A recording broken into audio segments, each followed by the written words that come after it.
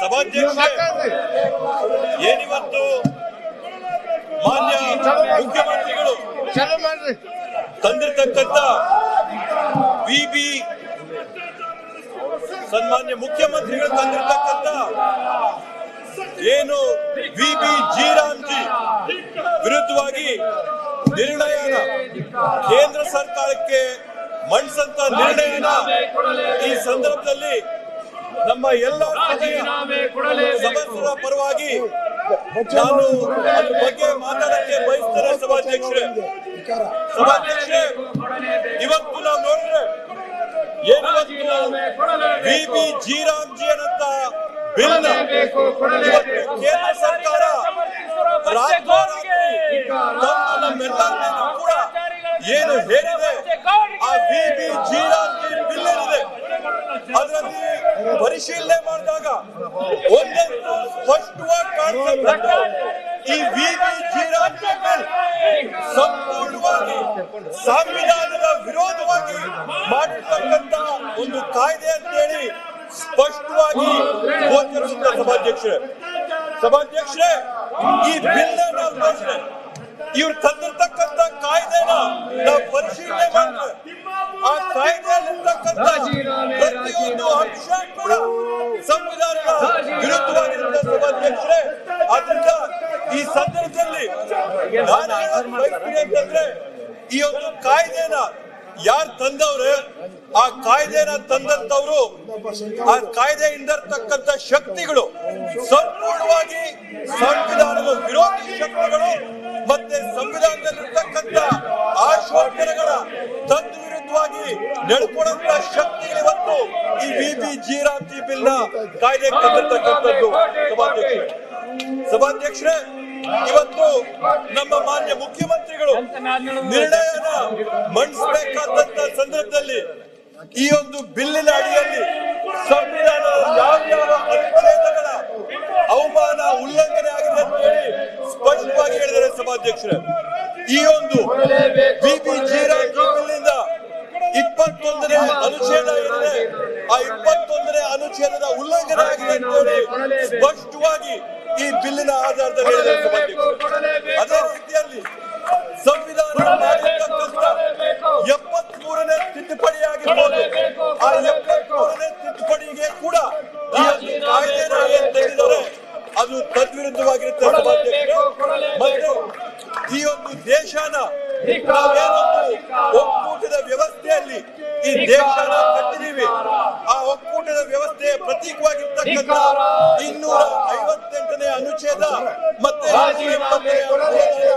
ಈ ಒಂದು VB G RAM G ಸ್ಪಷ್ಟವಾಗಿ ಎಲ್ಲ ಕಾಯ್ದೆಗಳು ಸಂವಿಧಾನದ ಎಲ್ಲಾ ಆಶೋತ್ತರಗಳನ್ನು ಕೂಡ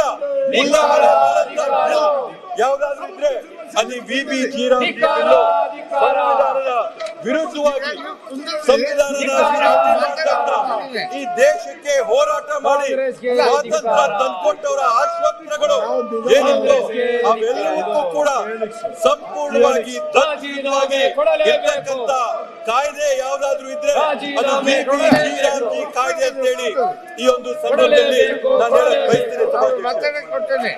ಸಂವಿಧಾನದ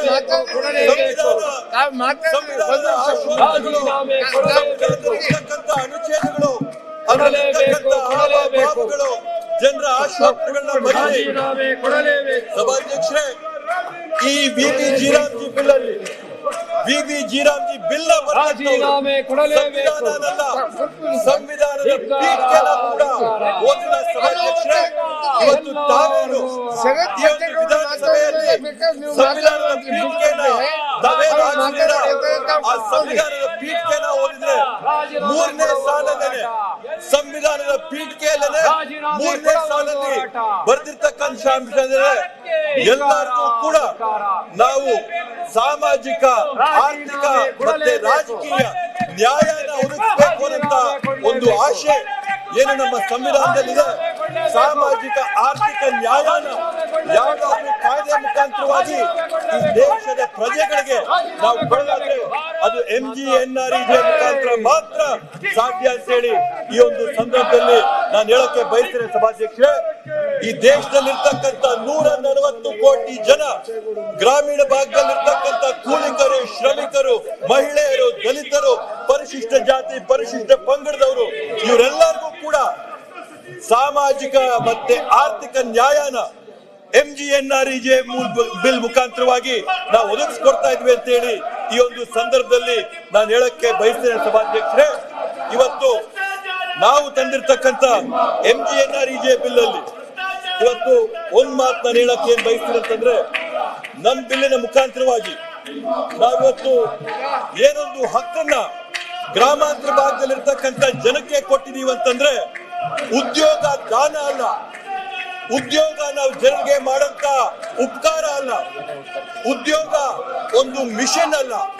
ಉದ್ಯೋಗ ಅನ್ನಂತದ್ದೇನಂತಂದ್ರೆ ಘನತೆಯಿಂದ ಬದುಕಂತ ಒಂದು ಹಕ್ಕಂತ ಹೇಳಿ ಯಾರಾದ್ರೂ ಕೊಟ್ಟಿದ್ರೆ ಅದು ನಾವು MGNREGA ಬಿಲ್ಲಿನ ಮುಖಾಂತರವಾಗಿ ಈ ಘನತೆಯಿಂದ ಬದುಕಂತ ಹಕ್ಕನ್ನ ನಾವು ಜನಕ್ಕೆ ಕಲ್ಪಿಸ್ಕೊಟ್ಟಿದ್ದೀವಿ. ಸಭಾಧ್ಯಕ್ಷರೇ, ಇವತ್ತು ಆ ಒಂದು ಘನತೆಯಿಂದ ಬದುಕಂತ ಹಕ್ಕನ್ನ ಕಳ್ಸಿಕೊಡ್ತಾ ಇರ್ತಕ್ಕಂಥದ್ದು ಯಾರಾದ್ರೂ ಇದ್ರೆ ಕೇಂದ್ರದಲ್ಲಿರ್ತಕ್ಕಂಥ ಬಿಜೆಪಿ ಸರ್ಕಾರ ಘನತೆಯಿಂದ ಬದುಕಂತ ಹಕ್ಕನ್ನ ಇವತ್ತು ಕಳ್ಸಿಕೊಂಡು ಜನರನ್ನ ಬೀದಿ ಪಾಲ್ ಮಾಡ್ತಾ ಇರ್ತಕ್ಕಂಥ ಕುತಂತ್ರನ, ಹುನ್ನಾರನ ಯಾರಾದ್ರೂ ಮಾಡ್ತಾ ಇದ್ದಾರೆ ಅಂತಂದ್ರೆ ಕೇಂದ್ರದಲ್ಲಿರ್ತಕ್ಕಂಥ ನರೇಂದ್ರ ಮೋದಿ, ಅಮಿತ್ ಶಾ ನೇತೃತ್ವದ ಬಿಜೆಪಿ ಸರ್ಕಾರ ಈ ಕುತಂತ್ರ ಹುನ್ನಾರಗಳನ್ನ ಇವತ್ತು ದೇಶದ ಎಲ್ಲ ಪ್ರಜೆಗಳ ವಿರುದ್ಧವಾಗಿ ಇವತ್ತು ಮಾಡ್ತಾ ಇರ್ತಕ್ಕಂಥದ್ದು. ಸಭಾಧ್ಯಕ್ಷರೇ, ಒಂದು ವಿಶೇಷವಾದಂತ ಅಂಶ ನಾವೇನ್ ಗಮನಿಸಬಹುದು ಅಂದ್ರೆ MGNREGA ಬಿಲ್ಲಿಂದ Mahatma Gandhi national rural employment guarantee act ಇಂದ ಯಾರಿಗೆ ಅತ್ಯಂತ ಹೆಚ್ಚು ಅನುಕೂಲ ಆಗ್ತಾ ಇದೆ, ಯಾವ ಸಮುದಾಯಗಳಿಗೆ, ಯಾವ ಜನಾಂಗಗಳಿಗೆ, ಯಾವ ವರ್ಗಗಳಿಗೆ ಅನುಕೂಲ ಆಗ್ತಾ ಇದೆ ಅಂತ ನಾವು ಸ್ವಲ್ಪ ಮೆಲುಕು ಹಾಕಿದ್ರೆ, ಸನ್ಮಾನ್ಯ ಸಭಾಧ್ಯಕ್ಷರೇ, 2025-26ನೇ ಸಾಲಿನಲ್ಲಿ ಇವತ್ತು ನಾವು ದೇಶಾದ್ಯಂತ ಎಷ್ಟು ಹೆಣ್ಮಕ್ಳು MGNREGA ಭಾಗವಹಿಸಿದ್ರೆ ಅಂತ ನಾವು ನೋಡಿದ್ರೆ 58% ಇವತ್ತು MGNREGA ಕೂಲಿ ಮಾಡಿ ಅನುಕೂಲ ಪಡ್ಕೊಂಡಿರ್ತಕ್ಕಂಥವ್ರು ಯಾರಾದ್ರೂ ಇದ್ರೆ ಅದು ಹೆಣ್ಮಕ್ಳು ಈ ದೇಶಾದ್ಯಂತ 58% ಅನುಕೂಲ ಪಡ್ಕೊಂಡಿದ್ದಾರೆ. ಸಭಾಧ್ಯಕ್ಷರೇ, ಇವತ್ತು ಒಂದ್ ಮಾತು ಹೇಳ್ಬೇಕಂತಂದ್ರೆ ಏನ್ ನಮ್ಮ ಮುಖ್ಯಮಂತ್ರಿಗಳು ಆಪಾದನೆ ಮಾಡಿದ್ರು, ಬಿಜೆಪಿ ಅವರು ಮತ್ತೆ ಅವರ ಸಂಘ ಸಂಸ್ಥೆಗಳವರು ಮನುವಾದಿಗಳಂತ ಏನ್ ಹೇಳಿದ್ರು, ಆ ಮನುವಾದಿಯ ಮನಸ್ಥಿತಿ ಇವರ VB ಜೀರಾಮ್ಜಿಯಲ್ಲಿ ಸ್ಪಷ್ಟವಾಗಿ ಕಾಣುತ್ತೆ. ಸಭಾಧ್ಯಕ್ಷರೇ, ಯಾಕಂದ್ರೆ ಮನುವಾದದ ಪ್ರಕಾರವಾಗಿ ಹೆಣ್ಮಕ್ಳ ಕೆಲಸ ಎರಡೇ ಇರೋದು, ಮನೆಯಲ್ಲಿಲ್ಲ ಅಡುಗೆ ಮಾಡಬೇಕು, ಇಲ್ಲ ಗದ್ದೆಯಲ್ಲಿ ಮಕ್ಕಳನ್ನ ಎತ್ತಬೇಕು ಅಂತ ಎರಡೇ ಕೆಲಸ ಇವ್ರ ಪ್ರಕಾರ ಹೆಣ್ಮಕ್ಳಿಗಿರುತ್ತದ್ದು. ನಮ್ಮ ಸರ್ಕಾರ, ಕಾಂಗ್ರೆಸ್ ಸರ್ಕಾರ, ಮನಮೋಹನ್ ಸಿಂಗ್ ಜಿ ನೇತೃತ್ವದ UPA ಸರ್ಕಾರ ಹೆಣ್ಮಕ್ಳ ಒಂದು ಸಬಲೀಕರಣಕ್ಕೆ, ಮಹಿಳೆಯರ ಸಬಲೀಕರಣಕ್ಕೆ MGNREGA ಬಿಲ್ ನ ತಂದು 58% ಹೆಣ್ಮಕ್ಳು, ಗ್ರಾಮೀಣ ಭಾಗದಲ್ಲಿರ್ತಕ್ಕಂಥ ಹೆಣ್ಮಕ್ಳು ಇವತ್ತು ಅವ್ರ ಬದುಕುಗಳನ್ನ ಕಟ್ಕೋತಾ ಇದ್ದಾರೆ. ಈ ಒಂದು MGNREGA ಕಾಯ್ದೆ ಪ್ರಕಾರವಾಗತ್ತಂದ್ರೆ ಅದನ್ನ ಇವತ್ತು ನಿರ್ಮೂಲನೆ ಮಾಡಕ್ ಹೊರಟವರಲ್ಲ, ಇವ್ರು ಮಾಡ್ತಾ ಇರ್ತಕ್ಕಂಥ ಅನ್ಯಾಯ. ಸಭಾಧ್ಯಕ್ಷರೇ, ಸಭಾಧ್ಯಕ್ಷರೇ, ಮತ್ತೊಂದು ವಿಷಯ ಏನಂತಂದ್ರೆ ಇವತ್ತು ಇವ್ರೇನ್ ಈ ಕಾಯ್ದೆನ ತಂದಿದ್ದಾರೆ, Viksit Bharat guarantee for rural and for Rozgar and Ajeevika mission, ಗ್ರಾಮೀಣ ಅಂತ ಏನಂತ ಹೇಳ್ತವ್ರೆ. ಸಭಾಧ್ಯಕ್ಷರೇ, ಅದನ್ನ ಚಿಕ್ಕದಾಗಿ ಮಾಡಿ ಚುಟ್ಕಾಗಿ ಮಾಡಿದ್ರೆ VB ಜೀರಾಮ್ಜಿ ಅಂತ ಸಿಕ್ಕಿದೆ. ಸಭಾಧ್ಯಕ್ಷರೇ, ಇವತ್ತು ನಾನು ಇವನ್ನ ಕೇಳಂತದ್ದು, ರಾಮ್ ಸೀತೆ ಮಾತೆಗೆ ಅತ್ಯಂತ ಗೌರವ ತೋರಿಸಿದಂತ ಪುರುಷರು ಯಾರಾದ್ರೂ ಇದ್ರೆ ಅದು ಶ್ರೀರಾಮನ ಹೆಸರಲ್ಲಿ ಯಾಕೆ ಈ ರೀತಿಯಾದಂತ ಅನ್ಯಾಯಗಳನ್ನ, ಅಪಚಾರಗಳನ್ನ ತಾವು ಮಾಡ್ತಾ ಇದ್ದೀರಾ? ಇದಕ್ಕೇನಾದ್ರೂ ಹೆಸರು ತಾವಿರಲೇಬೇಕು ಅಂತಂದ್ರೆ ನಾನು ಇವರಲ್ಲಿ ಮನವಿ ಮಾಡ್ಕೊಳ್ಳೋದು, ಇದಕ್ಕೆ Viksit Bharat guarantee for manual labour oriented daily income ಅಂತ ಮಾಡಿ ಮೋದಿ ಜಿ ಅಂತ ಮಾಡಿ. ಯಾಕೆ ರಾಮ್ ಹೆಸರಲ್ಲಿ ಅನ್ಯಾಯ ಮಾಡ್ತೀರಾ? ಅನ್ಯಾಯ ಮಾಡೋದಾದ್ರೆ ಮಹಿಳೆಯರಿಗೆ, ದಲಿತರಿಗೆ, ಹಿಂದುಳಿದ ವರ್ಗದವರಿಗೆ ಇವರೆಲ್ಲರಿಗೂ ಕೂಡ ನೀವು ಅನ್ಯಾಯ ಮಾಡದೇ ಆದ್ರೆ ನಿಮ್ಮ ಹೆಸರಲ್ಲಿ ಮಾಡ್ರಿ, ಮೋದಿ ಜಿ ಅಂತಾನೆ ಹೇಳ್ರಿ ಅದಕ್ಕೆ ಹೆಸರು. ಯಾಕೆ ರಾಮ್ ಹೆಸರಲ್ಲಿ ಅನ್ಯಾಯ ಮಾಡ್ತೀರಾ? ಜಿ ಪ್ರಧಾನ ಮಂತ್ರಿ ಜಿ ಅಂತೀರಿ. ಪ್ರಧಾನ ಮಂತ್ರಿ ಹೆಸರಲ್ಲಿ ಹೆಂಗಸರಿಗೆ ಅನ್ಯಾಯ ಆಗ್ತಾ ಇದೆ, ದಲಿತರಿಗೆ ಅನ್ಯಾಯ ಆಗ್ತಾ ಇದೆ, ಪರಿಶಿಷ್ಟ ವರ್ಗದವ್ರಿಗೆ ಅನ್ಯಾಯ ಆಗ್ತಾ ಇದೆ ಅಂತ ಹೇಳಿ ಪ್ರಧಾನ ಮಂತ್ರಿಗಳ ಹೆಸರಲ್ಲಿ, ಮೋದಿಜಿ ಅವರ ಹೆಸರಲ್ಲಿ ಜಿ ಶಾಜಿ ಅಂತ. ಯಾಕಂದ್ರೆ ಬಿಜೆಪಿ ಅವರೆಲ್ಲ ಇವತ್ತು ಏನು ಕೇಂದ್ರದಲ್ಲಿರ್ತಕ್ಕಂಥ ಆಡಳಿತದವರ ಕೈಬೊಂಬೆಗಳಾಗಿ ಪರಿವರ್ತನೆ ಆಗಿ ರಾಜ್ಯದ ಹಿತಾಸಕ್ತಿಗಳನ್ನ, ರಾಜ್ಯದ ಪ್ರಜೆಗಳ ಹಿತಾಸಕ್ತಿನ ನೀವು ಸಂಪೂರ್ಣವಾಗಿ ಮರ್ತಿದ್ದೀರಾ. ಸನ್ಮಾನ್ಯ ಸಭಾಧ್ಯಕ್ಷರೇ, ಇವತ್ತು ಈ ಒಂದು ಸಂದರ್ಭದಲ್ಲಿ ನನ್ನ ಒಂದು ಪ್ರಶ್ನೆ ಏನಂತಂದ್ರೆ, ಪದೇ ಪದೇ ನಾವು ಕೇಳಂತದ್ದು ವಿಕಸಿತ ಭಾರತ ಅಂತ ಹೇಳ್ತಾರೆ. ಈ ವಿಕಸಿತ ಭಾರತ ಏನು ಅಂತ ಹೇಳಿ ಇವತ್ತವರೆಗೂ ಕೂಡ ಸ್ಪಷ್ಟವಾಗಿ ನಮ್ಗೆ ಯಾವುದೇ ಒಂದು ಮಾಹಿತಿ ಇಲ್ಲ. ಏನ್ ವಿಕಸಿತ ಭಾರತ? 2047ನೇ ಇಸ್ವಿಯಲ್ಲಿ ವಿಕಸಿತ ಭಾರತ ಮಾಡ್ತೀವಿ ಅಂತ ನೀವು ಹೇಳ್ತೀರಲ್ಲ, ಆ ವಿಕಸಿತ ಭಾರತ ಅಂದ್ರೆ ಅದ್ರ ಅರ್ಥ ಏನು ಅಂತ ಇವತ್ತು ಗೊತ್ತಾಗಿಲ್ಲ. ಬಿಜೆಪಿ ಅವರು ಯಾವತ್ತೂ ಕೂಡ ಮಾತಾಡ್ತಾರೆ, ಇಲ್ಲ 50 ವರ್ಷ ಮುಂದಕ್ಕೆ ಮಾತಾಡ್ತಾರೆ, ಇಲ್ಲ 2000 ವರ್ಷ ಹಿಂದಿನ ಮಾತಾಡ್ತಾರೆ. ಸದ್ಯದಲ್ಲಿ ಇವಾಗಿರ್ತಕ್ಕಂಥ ಪರಿಸ್ಥಿತಿ ಬಗ್ಗೆ ಏನಾದ್ರೂ ಚರ್ಚೆ ಮಾಡಿದ್ರೆ ಅದಕ್ಕೆ ಏನಾದ್ರೂ ಪರಿಹಾರ ಕೊಡ್ರಿ ಅಂದ್ರೆ ಅದಕ್ಕೆ ಯಾವುದೇ ಒಂದು ಪರಿಹಾರ ಇಲ್ಲ. ಅದಕ್ಕೆ ಯಾವುದೇ ರೀತಿಯಾದಂತ ಸಹಾಯ ಮಾಡೋದಕ್ಕೆ ಮುಂದೆ ಬರುವಂತದ್ದಿಲ್ಲ. ಬರೀ 2000 ವರ್ಷದ ಹಿಂದೆ ಮಾತು, 50 ವರ್ಷದ ಮುಂದೆ ಮಾತು. ವಿಕಸಿತ ಭಾರತ ಅಂತಂದ್ರೆ ಏನು ಅಂತ ಇವತ್ತಿಗೂ ಗೊತ್ತಾಗಿಲ್ಲ ಸಭಾಧ್ಯಕ್ಷರೇ. ಇವ್ರ ಪ್ರಕಾರ ಬಡತನನ ಯಾವ ತರ ನಿರ್ಮೂಲನೆ ಮಾಡೋದಂದ್ರೆ, ಬಡತನ ರೇಖೆನ ಕಡಿಮೆ ಆಗಿ ಕೆಳಗಿಂದ ಹೋದ್ರೆ ಬಡತನ ಕಡಿಮೆ ಆಗ್ತಾ ಹೋಗ್ತದೆ. ಇವ್ರ ಪರಿಕಲ್ಪನೆಯಲ್ಲಿ ಬಡತನನ ನಾವು ನಿರ್ಮೂಲನೆ ಮಾಡ್ಬೇಕಂದ್ರೆ, ಸಮಾಜನ ಮೇಲೆತ್ತಬೇಕು ಅನ್ನೋದನ್ನ ಸಂಪೂರ್ಣವಾಗಿ ಮರ್ತಿ ಬಡತನ ನಿರ್ಮೂಲನೆ ಅಂತಂದ್ರೆ ಬಡತನ ರೇಖೆನ ಕಡಿಮೆ ಮಾಡೋಂಥದ್ದು ಅನ್ನಂತ ಒಂದು ಕಲ್ಪನೆ ಇಟ್ಬಿಟ್ಟಿದ್ದಾರೆ ಸಭಾಧ್ಯಕ್ಷರೇ. ಅತ್ಯಂತ ಖಂಡನೀಯವಾದಂಥದ್ದು. ಸನ್ಮಾನ್ಯ ಸಭಾಧ್ಯಕ್ಷರೇ, ಯುಪಿಎ ಸರ್ಕಾರದಲ್ಲಿ ನಾವು ನೋಡಿದ್ರೆ 2005ರಿಂದ 2015 ನಾವು ಯುಪಿಎ ಸರ್ಕಾರ ಮಾಡಿದಂತ ಸಾಧನೆ ಮಾಡಿದ್ರೆ ಜಿಡಿಪಿಯ ಬೆಳವಣಿಗೆ ಕೂಡ ಆಗ್ತಾ ಇತ್ತು. ಜಿಡಿಪಿಯ ಬೆಳವಣಿಗೆ ಜೊತೆಗೆ ಸಾಹುಕಾರ ಮತ್ತೆ ಬಡವರ ಮಧ್ಯೆ ಇದ್ದಂತ ಅಂತರ ಏನಿತ್ತು, ಆ ಅಂತರ ಕಡಿಮೆ ಆಗ್ತಾ ಹೋಗ್ತಾ ಇತ್ತು ಸಭಾಧ್ಯಕ್ಷರೇ. ಆದ್ರೆ ಇತ್ತೀಚಿನ ದಿನಮಾನಗಳಲ್ಲಿ ಈ ಒಂದು NDA ಸರ್ಕಾರ ಕೇಂದ್ರದಲ್ಲಿ ಬಂದಾದ ನಂತರ ನಾವು ಸ್ಪಷ್ಟವಾಗಿ ಏನಂತ ನೋಡ್ತಾ ಇದೀವಿ ಅಂತಂದ್ರೆ, ಬಡವರಾಗಿಯೇ ಉಳ್ಕೊಂಡು ಹೋಗ್ತಾವ್ರೆ, ಬಡತನ ಜಾಸ್ತಿ ಆಗ್ತಾ ಇದೆ, ಸಾಹುಕಾರರೇ ಹೋಗ್ತಾ ಇದಾರೆ. ಬಡವರು ಮತ್ತೆ ಸಾಹುಕಾರ ಮಧ್ಯೆ ಇರ್ತಕ್ಕಂಥ ವ್ಯತ್ಯಾಸ, ಡಿಸ್ಪ್ಯಾರಿಟಿ ಆಫ್ ಇನ್ಕಮ್ ಏನಾಗ್ತಾ ಇದೆ, ಇದು ದಿನೇ ಹೆಚ್ಚಾಗಿಯೇ ಹೋಗ್ತಾ ಇದೆ ಸಭಾಧ್ಯಕ್ಷೆ.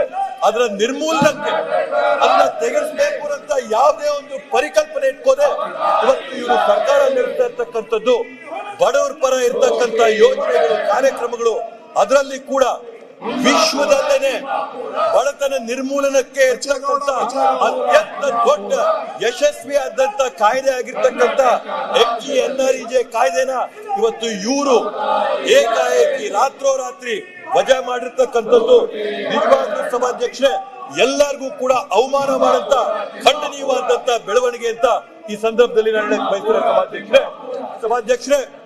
ಅದೇ ರೀತಿಯಲ್ಲಿ ಇವತ್ತು ಈ ಒಂದು ಕಾಯ್ದೆನ ಜಾರಿಗೆ ತಂದಿರತಕ್ಕಂತ ಹಿನ್ನೆಲೆಯಲ್ಲಿ ಈ ಕೇಂದ್ರ ಸರ್ಕಾರದ ಮನಸ್ಥಿತಿ ನನಗೆ ಸ್ಪಷ್ಟವಾಗಿ ಗೊತ್ತಾಗುತ್ತೆ ಸಭಾಧ್ಯಕ್ಷ. ಇವತ್ತೊಂದಾತು 2005ನೇ ಇಸ್ವಿಯಲ್ಲಿ UPA ಸರ್ಕಾರ ಶ್ರೀ ಮನಮೋಹನ್ ಸಿಂಗ್ ಅವರ ಸರ್ಕಾರ ಇದ್ದಂತ ಸಂದರ್ಭದಲ್ಲಿ ಈ ಒಂದು ಕಾಯ್ದೆನ ಜಾರಿಗೆ ತರಬೇಕಾದಂತ ಸಂದರ್ಭದಲ್ಲಿ ವರ್ಷಾನುಗಟ್ಟಲೆ ರಾಜ್ಯಗಳ ಜೊತೆ, ಆರ್ಥಿಕ ತಜ್ಞರ ಜೊತೆ, ವಿರೋಧ ಪಕ್ಷಗಳ ಜೊತೆ, ಇವರೆಲ್ಲರ ಜೊತೆ ಕೂತ್ಕೊಂಡು ಸಮಾಲೋಚನೆ ಮಾಡಿ, ಚರ್ಚೆ ಮಾಡಿ, ಬಡತನದ ನಿರ್ಮೂಲನಕ್ಕೆ ಯಾವ ಹೆಜ್ಜೆಗಳನ್ನ, ಕ್ರಮಗಳನ್ನ ನಾವು ತಗೋಬೇಕು ಅಂತ ಚರ್ಚೆ ಮಾಡಿ ಪ್ರಾಯೋಗಿಕವಾಗಿ ಪ್ರಪ್ರಥಮವಾಗಿ 90 ಜಿಲ್ಲೆಗಳಲ್ಲಿ ಈ ಒಂದು ರೂರಲ್ ಎಂಪ್ಲಾಯ್ಮೆಂಟ್ ಗ್ಯಾರಂಟಿ ಆಕ್ಟ್ ಏನಿದೆ ಪ್ರಪ್ರಥಮವಾಗಿ 90 ಜಿಲ್ಲೆಗಳಲ್ಲಿ ಪ್ರಾಯೋಗಿಕವಾಗಿ ಇದನ್ನ ತಂದು ತದನಂತರ ಈ ದೇಶದಲ್ಲಿರ್ತಕ್ಕಂಥ ಸುಮಾರು 600 ಜಿಲ್ಲೆಗಳಿಗೆ ಈ ಒಂದು ಕಾಯ್ದೆನ ವಿಸ್ತರಿಸಿರ್ತಕ್ಕಂಥದ್ದನ್ನ ನಾವು ನೋಡಿದೀವಿ ಸಭಾಧ್ಯಕ್ಷರು. ಒಂದು ವಿಶೇಷ ಏನಂತಂದ್ರೆ MGNREGA ಆಕ್ಟ್ ನ ವಿಶೇಷತೆ ಏನಂತಂದ್ರೆ ಈ ಒಂದು ಲೋಕಸಭೆಯಲ್ಲಿ ಸರ್ವಾನುಮತದಿಂದ ಎಲ್ಲ ಪಕ್ಷಗಳ ಸಹಕಾರದೊಂದಿಗೆ ಪಾಸ್ ಆಗಿರ್ತಕ್ಕಂಥ ಬಿಲ್ಲು ಈ MGNREGA ಬಿಲ್ ಸಭಾಧ್ಯಕ್ಷರೇ. ಈ ಒಂದು ಸಾಧನೆನ ಮಾಡಿರ್ತಕ್ಕಂಥದ್ದು UPA ಸರ್ಕಾರದ ಅವಧಿಯಲ್ಲಿ. ಅದೇ ಸಭಾಧ್ಯಕ್ಷರೇ, ಇವತ್ತು ಕೋಆಪರೇಟಿವ್ ಫೆಡರಲಿಸಂ ಅಂತ ಹೇಳ್ತೀವಿ, ಸಹಕಾರಿಯ ಒಂದು ಒಕ್ಕೂಟದ ವ್ಯವಸ್ಥೆ ಅಂತ ನಾವು ಹೇಳ್ತಿರ್ತೀವಿ. ಆ ಕೋಆಪರೇಟಿವ್ ಫೆಡರಲಿಸಂ ನ ಎತ್ತಿದಂತ ಕಾಯ್ದೆ MGNREGA ಕಾಯ್ದೆ ಸಭಾಧ್ಯಕ್ಷರೇ. ಆದ್ರೆ ಇದೆ VBG ಅಂತ ಬಿಲ್ ನ ಇವರೇ ತಂದು ಸದನದಲ್ಲಿ ಪಾಸ್ ಮಾಡಿಕೊಂಡಿದ್ದಾರೆ. ಆ ಬಿಲ್ ನ ನೀವು ಬರೀ ಮೆಲ್ಕಾಕ್ಬೇಕಾಗಿದೆ ಸಭಾಧ್ಯಕ್ಷರೇ. ರಾತ್ರೋರಾತ್ರಿ ಯಾರ ಗಮನಕ್ಕೂ ಕೂಡ ತರದೆ, ಯಾರನ್ನು ವಿಶ್ವಾಸಕ್ಕೆ ತಗೊಳ್ದೆ, ಯಾವ ರಾಜ್ಯದ ಮುಖ್ಯಮಂತ್ರಿಗಳ ಜೊತೆ ಸಮಾಲೋಚನೆ ನಡೆದಿದೆ, ಇವತ್ತು ಆ ಬಿಲ್ ನ 48 ಗಂಟೆ ಒಳಗಡೆ ಪಾರ್ಲಿಮೆಂಟ್ ಅಲ್ಲಿ ಚರ್ಚೆ ಮಾಡಿ ಪಾಸ್ ಮಾಡಿ ಪ್ರಧಾನಮಂತ್ರಿಗಳ ಅಂಕುಶನ ಹಾಕ್ಬೇಕಂತಂದ್ರೆ ಅಷ್ಟು ತುರ್ತಾಗಿ ಮಾಡಂತ ಅಗತ್ಯ ಏನಿದೆ ಸಭಾಧ್ಯಕ್ಷರೇ. ಈ ರೀತಿಯಾಗಿ ರಾತ್ರೋರಾತ್ರಿ ಪಾಸ್ ಮಾಡಿರ್ತಕ್ಕಂಥ ಈ ಸರ್ಕಾರದ ಬಿಲ್ಗಳಿಗೆ ನಾನಾದ್ರೂ ಒಂದು ಹೆಸರನ್ನ ಹಾಕಿದ್ದೀನಿ ಸಭಾಧ್ಯಕ್ಷರೇ, ಸರ್ಜಿಕಲ್ ಸ್ಟ್ರೈಕ್ ಬಿಲ್ ಅಂತ. ಈ ಸರ್ಜಿಕಲ್ ಸ್ಟ್ರೈಕ್ ಬಿಲ್ಗಳ ಉದ್ದೇಶ ಏನಂತಂದ್ರೆ ರಾತ್ರೋರಾತ್ರಿ ಮಾಡಬೇಕು, ಏಕಾಏಕಿ ಮಾಡಬೇಕು, ಯಾರಿಗೂ ಕೂಡ ಚರ್ಚೆ ಮಾಡಬಾರ್ದು. ಆದ್ರೆ ಪ್ರಮುಖವಾಗಿ ಇವ್ರ ತರಂತ ಈ ಸರ್ಜಿಕಲ್ ಸ್ಟ್ರೈಕ್ ಬಿಲ್ಗಳಿಂದ ನಮ್ಮ ಸಮಾಜದ ಯಾವುದೋ ಒಂದು ವರ್ಗಕ್ಕೆ ಏಟಂತೂ ಆಗ ರೀತಿಯಲ್ಲಿ ತೊಂದರೆ ಮಾಡಂತ ರೀತಿಯಲ್ಲಂತೂ ಈ ಬಿಲ್ಗಳನ್ನ ತಂದರೆ. ಉದ್ದೇಶ ಏನಂತಂದ್ರೆ ಯಾರಿಗೋ ಒಬ್ಬರಿಗೆ ಅನುಕೂಲ ಮಾಡಿಕೊಡ್ಬೇಕು ಅನ್ನೋ ನಿಟ್ಟಿನಲ್ಲಿ ಬಂಡವಾಳ ಶಾಹಿಗಳಿಗೆ, ಕಾರ್ಪೊರೇಟ್ಗಳಿಗೆ, ಕಾಸಿರಂತವ್ರಿಗೆ ಅನುಕೂಲ ಮಾಡಿಕೊಡ್ಬೇಕು ಅಂತ ಒಂದು ದುರುದ್ದೇಶ ಇಟ್ಕೊಂಡು ಇವರು ಈ ಬಿಲ್ಗಳನ್ನ ತರ್ತಾರೆ ಸಭಾಧ್ಯಕ್ಷರೇ. ಈ ಒಂದು ಸರ್ಜಿಕಲ್ ಸ್ಟ್ರೈಕ್ ಬಿಲ್ಗಳಂತ ಇವ್ರೇನ್ ಮಾಡಿದ್ದಾರೆ ಸಭಾಧ್ಯಕ್ಷರೇ, ಅದರ ಒಂದು ದೊಡ್ಡ ಪಟ್ಟಿನೇ ಇದೆ. ಬಹುಶಃ ಅದನ್ನ ಈ ಸಂದರ್ಭದಲ್ಲಿ ನಾನು ಹೇಳಕ್ ಬಯಸ್ತೀನಿ ಸಭಾಧ್ಯಕ್ಷರೇ. 2015 ಡಿಮಾನಿಟೈಸೇಷನ್ ಮಾಡಿದ್ರು, ನೋಟ್ ಬಂದಿ ಮಾಡಿದ್ರು. ರಾತ್ರೋರಾತ್ರಿ ದೇಶದ ಯಾರಿಗೂ ಕೂಡ ವಿಶ್ವಾಸಕ್ಕೆ ತಗೊಂಡೆ, ಗಮನಕ್ಕೆ ತಗೊಂಡ್ ಬರ್ದೆ 500 ರೂಪಾಯಿಗಳನ್ನ, 1000 ರೂಪಾಯಿಗಳನ್ನ ಅಮಾನತ್ ಮಾಡಿದ್ರು ಸಭಾಧ್ಯಕ್ಷರು. ಆ ಮಾಡಿದಂತ ಸಂದರ್ಭದಲ್ಲಿ ಗ್ರಾಮಾಂತರ ಭಾಗದಲ್ಲಿರ್ತಕ್ಕಂಥ ಲಕ್ಷಾಂತರ ಕೋಟ್ಯಾಂತರ ಜನರಿಗೆ ಯಾವ್ಯಾವ ರೀತಿಯಾದಂತ ತೊಂದರೆಗಳಾಯ್ತು ಅಂತೇಳಿ ಎಲ್ಲರಿಗೂ ಕೂಡ ಗೊತ್ತಿರಂತ ವಿಷಯ ಸಭಾಧ್ಯಕ್ಷರೇ. ಜನರಿಗೆ ತೊಂದರೆ ಆಗಂತದ್ದಿರ್ಲಿ, ಈ ದೇಶದ ಬೆಳವಣಿಗೆ ಏನಿತ್ತು ಸರಿಸಮಾನವಾಗಿ 7.4 GDP ಪ್ರಗತಿಯಲ್ಲಿ ಏನ್ ಈ ದೇಶ ಬೆಳವಣಿಗೆ ಆಗ್ತಾ ಇತ್ತು, ಇವ್ರು ತಂದಂತ ಅವೈಜ್ಞಾನಿಕವಾದಂತ ಡಿಮಾನಿಟೈಸೇಷನ್ ಸರ್ಜಿಕಲ್ ಸ್ಟ್ರೈಕ್ ಕಾಯ್ದೆ ಏನಾಯ್ತು, ಆ ಡಿಮಾನಿಟೈಸೇಷನ್ ಇಂದ ಈ ದೇಶದ ಆರ್ಥಿಕ ಬೆಳವಣಿಗೆ ಪ್ರಗತಿ 7.4 ಇರಬೇಕಾಗಿದ್ದು 6.4ಕ್ಕೆ ತತ್ತರಿಸೋಗಿ ಇಳಿದೋಯ್ತು ಸಭಾಧ್ಯಕ್ಷರೇ. ಆ ಒಂದು ಸಂದರ್ಭದಲ್ಲಿ ಏನ್ ಹೇಳಿದ್ರು, ಕಪ್ಪು ಹಣನೆಲ್ಲ ಹಿಡ್ದಾಕ್ ಬಿಡ್ತೀವಿ, ವಿದೇಶದಲ್ಲಿರ್ತಕ್ಕಂಥ ಭಯೋತ್ಪಾದಕ ಗುಂಪುಗಳಿಗೆಲ್ಲ ಹೋಗ್ತಿರ್ತಕ್ಕಂಥ ಫಂಡಿಂಗ್ ಅನ್ನ ನಿಲ್ಲಿಸ್ಬಿಡ್ತೀವಿ, ರಾಜಕಾರಣಿಗಳ ಹತ್ತಿರಂತ ಕಪ್ಪು ಹಣ ಎಲ್ಲ ಲಾಕ್ ಆಗೋಗ್ಬಿಡುತ್ತೆ ಅಂತ ಹೇಳಿದ್ರು ಸಭಾಧ್ಯಕ್ಷರೇ. ನಾಚಿಕೆ ಆಗ್ಬೇಕು, ಅವಮಾನ ಆಗ್ಬೇಕು, ಮಾನ ಮರ್ಯಾದೆಯಿದ್ದವರು ಇವತ್ತು ದೇಶದಲ್ಲಿದ್ದಂತ 15,41,000 ಕೋಟಿಗಳ ಪೈಕಿ ಏನು ಕರೆನ್ಸಿ ಅಂತ ನಾವೇನ್ ಕರಿತೀವಿ, ಹಾರ್ಡ್ ಕರೆನ್ಸಿಯಲ್ಲಿ ಇದ್ದಂತ 15,41,000 ಕೋಟಿಯ ಪೈಕಿ ಡಿಮಾನಿಟೈಸೇಷನ್ ಮಾಡಿದ ನಂತರ ಸರ್ಕಾರದ ಒಂದು ಗಮನಕ್ಕೆ ಬಂದಂತದ್ದು 15,31,000 ಕೋಟಿ ಸಭಾಧ್ಯಕ್ಷರೇ. ಹಂಗಂತಂದ್ರೆ 99.3% ಅಷ್ಟು ಏನು ಇತ್ತು ಕಾಸು ಅದೆಲ್ಲ ಕೂಡ ವಾಪಸ್ ಸರ್ಕಾರಕ್ಕೆ ಬಂತು ಸಭಾಧ್ಯಕ್ಷರೇ.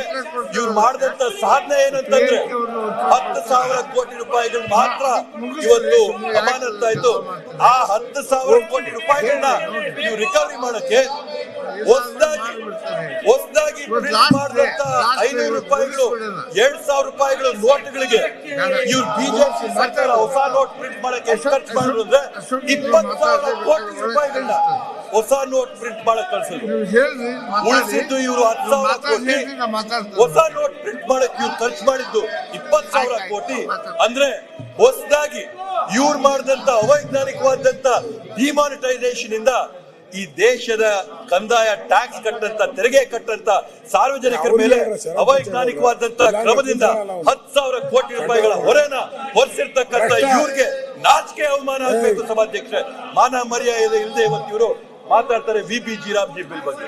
ಸನ್ಮಾನ್ಯ ಸಭಾಧ್ಯಕ್ಷರೇ, ಅದೇ ರೀತಿಯಲ್ಲಿ ವಿಶ್ವಾದ್ಯಂತ ಕೋವಿಡ್ನ ಸಂಕ್ರಮ ಆದಂತ ಸಂದರ್ಭದಲ್ಲಿ, ಎಲ್ಲ ಕಡೆ ಪ್ಯಾಂಡಮಿಕ್ ಆದಂತ ಸಂದರ್ಭದಲ್ಲಿ ಏನ್ ಇವರು ಅವೈಜ್ಞಾನಿಕವಾಗಿ ಲಾಕ್ ಡೌನ್ ಮಾಡಿದ್ರು, ಆ ಅವೈಜ್ಞಾನಿಕ ತಾತ್ಕಾಲಿಕವಾಗಿ ಲಾಕ್ ಡೌನ್ ಮಾಡಿದಂತ ಸಂದರ್ಭದಲ್ಲಿ ನಗರಗಳಲ್ಲಿ ಬಂದಿರತಕ್ಕಂತ ವಲಸೆ ಕಾರ್ಮಿಕರಿಗೆ ಯಾವ ತರದ ನೆರವನ್ನ ಕೊಡಬೇಕು ಅಂತ ಹೇಳಿ ಇವರು ಅವತ್ತು ತೀರ್ಮಾನ ಮಾಡಬೇಕಾಗಿತ್ತು ಸಭಾಧ್ಯಕ್ಷರೇ.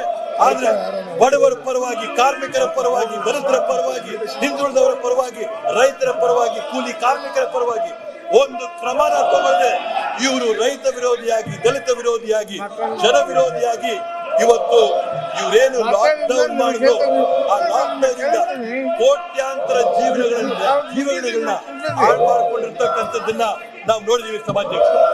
ಅದೇ ರೀತಿಯಲ್ಲಿ ಮತ್ತೊಂದು ಜನ ವಿರೋಧಿ, ಈ ದೇಶದ ಬೆನ್ನೆಲುಬೇನು ಅಂತಂದ್ರೆ, ಈ ದೇಶದ ಅನ್ನದಾತರು ಯಾರು ಅಂತ ಹೇಳಿದ್ರೆ ಈ ದೇಶದಲ್ಲಿ ಇರ್ತಕ್ಕಂಥ ರೈತರು, ಈ ದೇಶದ ಬೆನ್ನೆಲುಬು, ಈ ದೇಶದ ಅನ್ನದಾತರು. ಇವತ್ತು ನೀವು ತಿನ್ನಂತ ಅನ್ನ ಆಗಿರ್ಬೋದು, ನಾನ್ ತಿನ್ನಂತ ಅನ್ನ ಆಗಿರ್ಬೋದು, ಇವೆಲ್ಲವನ್ನೂ ಕೂಡ ಈ ದೇಶಕ್ಕೆ ಯಾರು ಕೊಡ್ತಾ ಇದಾರೆ ಅಂತಂದ್ರೆ ಈ ದೇಶದ ರೈತರು ಕೊಡ್ತಾ ಇದಾರೆ ಸಭಾಧ್ಯಕ್ಷರೇ. ಇವತ್ತು ಆ ರೈತರ ವಿರುದ್ಧವಾಗಿ ಇವ್ರು ರಾತ್ರೋರಾತ್ರಿ ತಂದಂತ ಕಾಯ್ದೆಗಳ ಪರಿಣಾಮವಾಗಿ ನೂರಾರು ರೈತರು ದೆಹಲಿ ಹತ್ರ ಪ್ರತಿಭಟನೆ ಮಾಡ್ತಾ ಅವ್ರ ಜೀವನಗಳನ್ನ ಕಳ್ಕೊಂಡಂತದ್ದನ್ನ ನಾವು ನೋಡಿದ್ವಿ ಸಭಾಧ್ಯಕ್ಷರೇ. ಆ ಒಂದು ನಿಟ್ಟಿನಲ್ಲಿ ರೈತರ ಪರವಾಗಿ ಇವತ್ತು ನಾವು ಕಾಯ್ದೆನ ತರ್ತೀವಿ, 60 ದಿನ ಬ್ರೇಕ್ ಕೊಡ್ತೀವಿ ಅಂತ ಹೇಳ್ತಾರಲ್ಲ, ಆವತ್ತು ನಿಮ್ಮ ರೈತ ಪರ ಕಾಳಜಿ ಏನಾಗಿತ್ತು ಅಂತ ನಾನು ಕೇಳಕ್ಕೆ ಬಯಸ್ತೇನೆ ಸಭಾಧ್ಯಕ್ಷರೇ. ಆ ಒಂದು ಸಂದರ್ಭದಲ್ಲಿ ನೂರಾರು ಸಂಖ್ಯೆಯಲ್ಲಿ ವರ್ಷಾನುಗಟ್ಟಲೆ ರೈತರ ಪ್ರತಿಭಟನೆ ಮಾಡಬೇಕಂತ ಸಂದರ್ಭದಲ್ಲಿ ಬಿಜೆಪಿ ಪಾರ್ಟಿಯಲ್ಲಿದ್ದು, ಪ್ರಧಾನ ಮಂತ್ರಿಗಳಲ್ಲಿದ್ರು, ಗೃಹ ಸಚಿವರಲ್ಲಿ ಹೋಗಿದ್ರು, ಕೃಷಿ ಸಚಿವರೇನಾಗಿದ್ರು, ರೈತರು ನಿಮ್ಗೆ ಆ ಒಂದು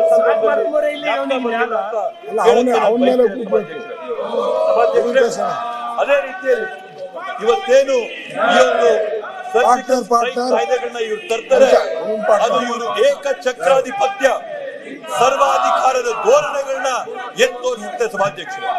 ಇವ್ರು ತರಂತ ಕಾಯ್ದೆಗಳು ಜನಕ್ಕೆ ಅಷ್ಟು ಲಾಭ ಆಗೋದಾದ್ರೆ, ಜನಕ್ಕೆ ಅಷ್ಟು ಅನುಕೂಲ ಆಗೋದಾದ್ರೆ ಚರ್ಚೆ ಮಾಡ್ಲಿ, ಗಂಟೆಗಟ್ಟಲೆ ಚರ್ಚೆ ಮಾಡ್ಲಿ, ಸಮಾಲೋಚನೆ ಮಾಡ್ಲಿ, ಆರ್ಥಿಕ ತಜ್ಞರನ್ನ ವಿಶ್ವಾಸಕ್ಕೆ ತಗೊಳ್ಳಿ.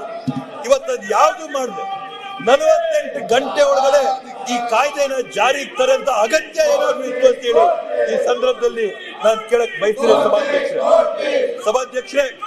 ಈ ಒಂದು ಕಾಯ್ದೆಯಲ್ಲಿ ಮನ್ರೇಗಾ ಅಡಿಯಲ್ಲಿ ನಾವೇನಂತ ಹೇಳಿದ್ವಿ ಅಂತಂದ್ರೆ ಇನ್ನ ಅರ್ಧ ಗಂಟೆ ಇದೆ, ಇನ್ನ ಅರ್ಧ ಮುಕ್ಕಾಲು ಗಂಟೆ ಮಾತಾಡ್ಬೇಕು ಸನ್ಮಾನ್ಯ ಸಭಾಧ್ಯಕ್ಷರೇ. ಅದೇ ರೀತಿಯಲ್ಲಿ ಏನ್ ನಮ್ಮ MGNREGA ಕಾಯ್ದೆ ಅಡಿಯಲ್ಲಿ ನಾವು ಕೊಟ್ಟಂತ ಸ್ಪಷ್ಟ ವಾಗ್ದಾನ ಈ ದೇಶದ ಗ್ರಾಮಾಂತರ ಜನರಿಗೆ ಏನಂತಂದ್ರೆ, ನೀವೇನಾದ್ರೂ ಅರ್ಜಿ ಹಾಕ್ರಿ, ಉದ್ಯೋಗ ಮಾಡಕ್ ನೀವು ಕೇಳ್ಕೊಳ್ಳಿ, ನಿಮ್ಗೆ ಉದ್ಯೋಗ ಕೊಟ್ಟೇ ಕೊಡ್ತೀವಿ ಅಂತ ಆಶ್ವಾಸನೆ ಕೊಟ್ವಿ. ಸ್ವಾಭಿಮಾನನ, ಘನತೆನ, ಉದ್ಯೋಗ ಮುಖಾಂತರವಾಗಿ ಘನತೆನ, ಸ್ವಾಭಿಮಾನನ ಈ ದೇಶದ ಜನಕ್ಕೆ ಕೊಡ್ತೀವಿ ಅಂತ ಆಶ್ವಾಸನೆನ ನಾವು ಕೊಟ್ವಿ ಸಭಾಧ್ಯಕ್ಷರೇ. ಇವತ್ತು ಇವ್ರೇನ್ ಮಾಡಿದ್ದಾರೆ, ಎಲ್ಲಾರ್ಗೂ ಉದ್ಯೋಗ ಅಂತ ಹೇಳ್ತಾರೆ, ಆದ್ರೆ ಅವ್ರು ಕೊಟ್ಟಿರ್ತಕ್ಕಂಥ ಬಿಲ್ಲನೇ ಸ್ಪಷ್ಟವಾಗಿ ಹೇಳುತ್ತೆ ಬರೀ ಯಾವ್ಯಾವ ಏರಿಯಾಗಳು, ಯಾವ್ಯಾವ ಜಾಗಗಳು, ಯಾವ್ಯಾವ ಸ್ಥಳಗಳು ಕೇಂದ್ರ ಸರ್ಕಾರ ನೋಟಿಫೈ ಮಾಡುತ್ತೋ ಆ ನೋಟಿಫೈ ಮಾಡಿದಂತ ಜಾಗಗಳಲ್ಲಿ ಮಾತ್ರ ಉದ್ಯೋಗ ಕಲ್ಪಿಸ್ಕೊಡ್ಬೋದು ಅಂತ. ಸನ್ಮಾನ್ಯ ಸಭಾಧ್ಯಕ್ಷರೇ, ಇವ್ರು ನೋಟಿಫೈ ಮಾಡದೇ ಇದ್ದಂತ ಜಾಗಗಳಲ್ಲಿ ಬಡವರಿಲ್ಲ, ಆ ಬಡವರು ಉದ್ಯೋಗ ಬೇಕಂದ್ರೆ ಎಲ್ಲೋಗ್ಬೇಕು, ಮತ್ತೆ ವಲಸೆ ಹೋಗ್ಬೇಕಾ? ಅವ್ರಿರಂತ ಜಾಗಗಳನ್ನ ಬಿಟ್ಟು ಅವ್ರ ಮಕ್ಕಳನ್ನ, ವಯಸ್ಸಾದಂತ ತಂದೆ ತಾಯಿಗಳನ್ನ ಕರ್ಕೊಂಡು ಇವ್ರು ಯಾಕೆ ನೋಟಿಫೈ ಮಾಡ್ತಾರೆ, ಆ ನೋಟಿಫೈ ಮಾಡಿದಂತ ಜಾಗಗಳಿಗೆ ಹೋಗಿ ಉದ್ಯೋಗ ಮಾಡುವಂತ ಪರಿಸ್ಥಿತಿ ತರಂತ ಉದ್ದೇಶನ ಇವರು. ಮತ್ತೊಮ್ಮೆ ವಲಸೆ ಕಾರ್ಮಿಕರಿಗೆ, ವಲಸೆ ಪದ್ಧತಿಗೆ ಇಲ್ಲಿರ್ತಕ್ಕಂಥ ಏನು ಮೊದಲು ಜೀತದ ಪದ್ಧತಿ ಇತ್ತು, ಆ ಜೀತದ ಪದ್ಧತಿನ ಮರುಸ್ಥಾಪನೆ ಮಾಡ್ಬೇಕಂತ ದುರುದ್ದೇಶ ಇಟ್ಕೊಂಡು ತಂದಿರ್ತಕ್ಕಂಥ ಬಿಲ್ಲ ಸಭಾಧ್ಯಕ್ಷರೇ ಇದು. ಸಭಾಧ್ಯಕ್ಷರೇ, ಇದರಲ್ಲೆಲ್ಲ ಕೂಡ ಅತ್ಯಂತ ಆಘಾತಕಾರಿ ಅಂಶ ಏನಂತಂದ್ರೆ, ಈ ಒಂದು BBG ರಾಮ್ಜಿ ಬಿಲ್ಲಿನ ಅಡಿಯಲ್ಲಿ 60 ದಿನ ಏನ್ ಇವರು ಪಾಸ್ ಅಂತ ತಂದಿದ್ದಾರೆ, ಆ 60 ದಿನದ ಪಾಸ್ ನ ಯಾವ ಹಿನ್ನೆಲೆಯಲ್ಲಿ ಇವರು ಕೃಷಿ ಚಟುವಟಿಕೆಗಳು ಇದ್ದಾಗ, ಕೃಷಿ ಚಟುವಟಿಕೆಗಳು ಏರಿದಂತ ಸಂದರ್ಭದಲ್ಲಿ, ಸಂದರ್ಭದಲ್ಲಿ ಸಂದರ್ಭದಲ್ಲಿ ನಾವು ರೈತರಿಗೆ ಅನುಕೂಲ ಮಾಡ್ಕೊಳ್ಬೇಕು, ಆ ರೈತರಿಗೆ ಕಟಾವು ಮಾಡಕ್ ನಾವು ಅವಕಾಶ ಮಾಡ್ಕೊಳ್ಬೇಕು ಅಂತ ಹೇಳಿ 60 ಪಾಸ್ ತಂದವರೆ ಸಭಾಧ್ಯಕ್ಷರೇ. ಈ ಒಂದು ಕಾಯ್ದೆನ ತಂದಂತವ್ರಿಗೆ ಒಂದು ಕನಿಷ್ಠವಾದ್ರೂ ಗಮನ ಇದ್ರೆ, ಕನಿಷ್ಠ ಬುದ್ಧಿ ಇದ್ದಿದ್ರೆ, ಕನಿಷ್ಠ ತಿಳುವಳಿಕೆ ಇದ್ದಿದ್ರೆ ಏನಿರ್ತಕ್ಕಂಥ ಎಲ್ಲಾ ಹೆಣ್ಮಕ್ಳಿಗೂ ಕೂಡ ಭೂಮಿ ಇದೆಯಾ? ಎಲ್ಲಾ ಬಡ ಕಾರ್ಮಿಕರ ಹತ್ರ ಕೂಡ ಏನ್ ಜಮೀನ್ ಇದೆಯಾ? ಲ್ಯಾಂಡ್ಲೆಸ್ ಲೇಬರರ್ಸ್ ಯಾರು ಈ ದೇಶದಲ್ಲಿ ಇಲ್ವೇ ಇಲ್ವಾ? 60 ದಿನ ಈ ಒಂದು ಬಿತ್ತನೆ ಮತ್ತೆ ಕಟಾವು ಕೃಷಿ ಚಟುವಟಿಕೆಗಳು ಉತ್ತುಂಗಕ್ಕೆ ಏರಿದಂತ ಸಂದರ್ಭದಲ್ಲಿ ಬಡವರ ಗತಿ ಏನಾಗಬೇಕಾಗಿದೆ? ಅವರೆಲ್ಲೋಗಿ ಉದ್ಯೋಗ ತಗೋಬೇಕಾಗಿದೆ. ಅದ್ರ ಬಗ್ಗೆ ಇವರೇನಾದ್ರೂ ಗಮನ ಹರಿಸಿದ ಸಭಾಧ್ಯಕ್ಷರೇ? ಇವತ್ತು ಸಭಾಧ್ಯಕ್ಷರೇ, ಭೂಮಿಯ ಹಕ್ಕನ್ನ ಪ್ರತಿಯೊಬ್ಬರಿಗೂ ಕೊಟ್ಟಂತದ್ದು ಯಾವ್ದಾದ್ರು ಇದ್ರೆ, ಊಳಿಗ ಮಾನ್ಯ ವ್ಯವಸ್ಥೆ ಫ್ಯೂಡಲ್ ಸಿಸ್ಟಮ್ ಏನಿತ್ತು, ಆ ಫ್ಯೂಡಲ್ ಸಿಸ್ಟಮಿನ ತದ್ವಿರುದ್ಧವಾಗಿ ನಿಂತು ಭೂಮಿಯ ಹಂಚಿಕೆ ಮಾಡಿ ಉಳುವವನೇ ಒಡೆಯ ಅಂತ ಮಾಡಿದಂತವ್ರು ಯಾರಾದ್ರೂ ಇದ್ರೆ ಅದ್ ನಮ್ ಕಾಂಗ್ರೆಸ್ ಸರ್ಕಾರ ಅಂತೇಳಿ ಹೆಮ್ಮೆಯಿಂದ ಸಂದರ್ಭದಲ್ಲಿ ಹೇಳ್ಕೊತೀನಿ ಸಭಾಧ್ಯಕ್ಷರೇ. ಎಲ್ಲಾ ಬಡವರಿಗೂ ಕೂಡ ಭೂಮಿನ ಕೊಟ್ಟಂತವ್ರು ನಮ್ ಕಾಂಗ್ರೆಸ್ ಸರ್ಕಾರ. ಸನ್ಮಾನ್ಯ ಸಭಾಧ್ಯಕ್ಷರೇ, ಇವತ್ತು ಏನು ಇವರು ಆ 60 ಡೇ ಪಾಸ್ ಮಾಡಿದ್ರು ಅಂತೇಳಿ, ಆ 60 ದಿನ ಪಾಸ್ ಇಂದ ಯಾವ ರೀತಿಯಾದಂತ ಅನ್ಯಾಯಗಳು, ಅನುಕೂಲಗಳು, ಅನಾನುಕೂಲಗಳು ಇವತ್ತು ರೈತರಿಗೆ ಆಗುತ್ತೆ ಅಂತ ಹೇಳಿದ್ರೆ, ಮೊದಲು ಸಭಾಧ್ಯಕ್ಷ ಯಾರಾದ್ರೂ ಬಡವ, ನಿರ್ಗತಿಕ, ಭೂಮಿ ಇಲ್ಲದೆ ಇದ್ದವ, ಹೆಣ್ಮಗಳು, ದಲಿತ ಯಾವ್ದಾದ್ರು ಭೂಮಿ ಇದ್ದವ್ರ ಹತ್ರ ಕಟಾವು ಮಾಡಕ್ಕೆ, ಅವ್ರ ಕೃಷಿ ಮಾಡಕ್ಕೆ, ಆ ಹೊಲಗಳಿಗೆ ತೋಟಗಳು ಹೋದಂತ ಸಂದರ್ಭದಲ್ಲಿ ಅವ್ರೇನಾದ್ರೂ ನನಗೆ ಕಡಿಮೆ ಆದಾಯ, ಕಡಿಮೆ ಕೂಲಿ ಕೊಡ್ತೀನಿ ಅಂದ್ರೆ ಆ ಒಬ್ಬ ಕಾರ್ಮಿಕನಿಗೆ ಹಕ್ಕಿತ್ತು. ಇಲ್ಲ, ನರೇಗಾ ನನಗೆ ಕನಿಷ್ಠ ಇಷ್ಟು ಆದಾಯ ಕೊಡುತ್ತೆ, ಇಷ್ಟು ಆದಾಯ ಕೊಟ್ರೆ ನಿನ್ ತೋಟ ಅಲ್ಲಿ, ನಿನ್ ಹೊಲ ಅಲ್ಲಿ ನೀನ್ ಮಾಡಿದಂತ ಬಿತ್ತನೆಗೆ ನಾನ್ ಬಂದ್ ಕೆಲಸ ಮಾಡ್ತೀನಿ, ಆ ಒಂದು ಕನಿಷ್ಠ ದರ ಕೊಟ್ಟಿಲ್ಲ ಅಂತಂದ್ರೆ ನಾನ್ ಬರಲ್ಲ ಅಂತ ಹೇಳಂತ ಒಂದು ಹಕ್ಕಿವತ್ತು ಕೂಲಿ ಕಾರ್ಮಿಕರಿಗಿತ್ತು, ಕೃಷಿ ಚಟುವಟಿಕೆ ಮಾಡ್ಕೊಳ್ಳೋಕಿತ್ತು ಸಭಾಧ್ಯಕ್ಷರೇ. ಆದ್ರೆ ಇವತ್ತು ಈ 60 ದಿನ ಪಾಸ್ ಮಾಡಿರೋದ್ರಿಂದ ಇವತ್ತು ಬಡವರೇನಿದ್ದಾರೆ, ಸಮಾಜದಲ್ಲಿ ತುಳಿತಕ್ಕೆ ಇರ್ತಕ್ಕಂಥವ್ರು ಏನಿದ್ದಾರೆ, ಅವ್ರು ಇವತ್ತು ಎಲ್ಲೋಗಿ ಕೆಲಸ ಮಾಡ್ಬೇಕಾಗಿದೆ ಸಭಾಧ್ಯಕ್ಷರೇ. ಇವರ ಮನಸ್ಥಿತಿ, ಫ್ಯೂಡಲ್ ಮೈಂಡ್ ಸೆಟ್ ಏನಿದೆ, ಮತ್ತೊಮ್ಮೆ ಭೂಮಾಲೀಕರ ಹತ್ರ ಬಡವರೋಗಿ, ಮತ್ತೆ ಭೂಮಾಲೀಕರ ಹತ್ರ ದಲಿತರೋಗಿ, ಮತ್ತೆ ಭೂಮಾಲೀಕರ ಹತ್ರ ಹಿಂದುಳಿದವರು ಹೋಗಿ ಕೆಲಸಕ್ಕೆ ಬೇಡಬೇಕು, ಉದ್ಯೋಗಕ್ಕೆ ಬೇಡಬೇಕು, ಕೊಟ್ಟಂತ ದರಕ್ಕೆ, ಕೊಟ್ಟಂತ ಕಾಸ್ಗೆ ಕೆಲಸ ಮಾಡಬೇಕು ಅನ್ನೋಂತ ಮನಸ್ಥಿತಿನ ತೋರಿಸುತ್ತೆ ಸಭಾಧ್ಯಕ್ಷರೇ. ಅತ್ಯಂತ ಖಂಡನೀಯವಾದಂತ ಅಂಶ ಈ 60 ಡೇ ಪಾಸ್ ಏನಿದೆ, ಈ 60 ಡೇ ಪಾಸ್ ಈ ಅತ್ಯಂತ ಖಂಡನೀಯವಾದಂತ ಒಂದು ವಿಷಯ ಸಭಾಧ್ಯಕ್ಷರೇ. ರೈತರ ಪರವಾಗಿ ನಿಮ್ಗೆ ಇಷ್ಟು ಕಾಳಜಿ ಇದ್ರೆ ಯಾಕ್ರಿ ರೈತ ವಿರೋಧ ಕಾಯ್ದೆಗಳನ್ನ ಮಾಡಿದ್ರಿ? ರೈತರ ಪರವಾಗಿ ನಿಮ್ಗೆ ಇಷ್ಟೊಂದು ಕಾಳಜಿ ಇದ್ರೆ ಅವ್ರು ಡೆಲ್ಲಿ ಹತ್ರ ಕೂತು ಕಾತು ಪ್ರತಿಭಟನೆ ಮಾಡಿದಂತ ಸಂದರ್ಭದಲ್ಲಿ ನಿಮ್ಮ ರೈತ ಪರ ಕಾಳಜಿ ಏನಾಯ್ತು? ನಾಚಿಕೆ ಆಗ್ಬೇಕು, ಅವಮಾನ ಆಗ್ಬೇಕು. ನೀವಿವತ್ತು ಭೂ ಮಾಲೀಕರಿಗೆ ಅನುಕೂಲ ಮಾಡ್ಕೊಳ್ಬೇಕು ಅಂತೇಳಿ, ಬಂಡವಾಳ ಶಾಹಿಗಳಿಗೆ ಅನುಕೂಲ ಮಾಡ್ಕೊಳ್ಬೇಕು ಅಂತೇಳಿ, ಅವ್ರ ಹತ್ರ ತುಳಿತ ವರ್ಗದವರು ಹೋಗ್ಬೇಕು ಅಂತೇಳಿ ಈ ಕಾಯ್ದೆ ತಂದು 60 ದಿನ ಪಾಸ್ ಕೊಟ್ಟು ಈ ರೀತಿಯಾದಂತ ವ್ಯವಸ್ಥೆನ ಸೃಷ್ಟಿ ಮಾಡಿ ನೀವು ಇವತ್ತು ವಿಬಿಜಿ ರಾಮ್ಜಿ ವಿಕಸಿತ ಭಾರತವಾಗಿದೆ ಅಂತ ಹೇಳ್ತೀರಲ್ಲ, ನಿಮ್ಗೆ ಅವಮಾನ, ನಾಚಿಕೆ ಆಗ್ಬೇಕು ಅಂತೇಳಿ ಸನ್ಮಾನ್ಯ ಸಭಾಧ್ಯಕ್ಷರೇ ಈ ಒಂದು ಸಂದರ್ಭದಲ್ಲಿ ನಾನು ಹೇಳಕ್ ಬಯಸ್ತೀನಿ. ಸಭಾಧ್ಯಕ್ಷರೇ, ಇವತ್ತು ಈ ಒಂದು ಕಾಯ್ದೆನ ಮಾಡಿದರೆ, ಕಾಯ್ದೆ ಮಾಡಿದಂತ ಸಂದರ್ಭದಲ್ಲಿ ಅತ್ಯಂತ ಪ್ರಮುಖವಾದಂತ